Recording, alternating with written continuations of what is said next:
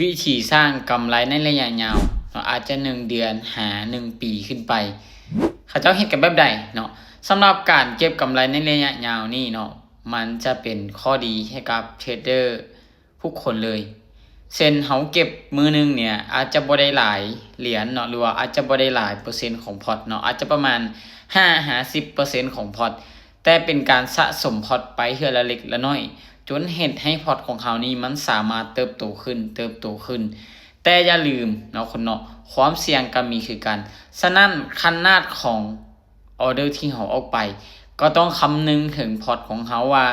ออเดอร์ที่เฮาออกไปเนี่ยมันจะมีความเสี่ยงน้อยหลายส่าใดฉะนั้นในการออกออเดอร์แนะนำให้ออกออเดอร์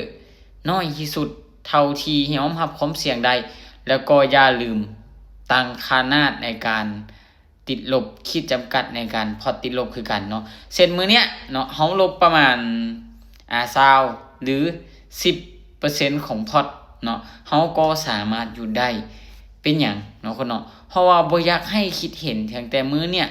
ว่าเฮาจะมีกำไรน้อยหลายส่าใด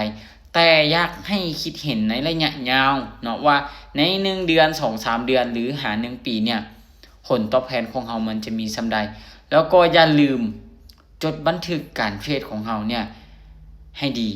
ว่าจุดที่เฮาเคยผิดพลาดเนี่ยมันอยู่จุดใดแล้วก็มาทบทวนเบิ่งว่าในเดือนนึงแล้วมาทบทวนเบิ่งว่าจุดที่มันผิดพลาดอยู่จุดใดและเอาจุดนั้นมาปรับปรุงแก้ไข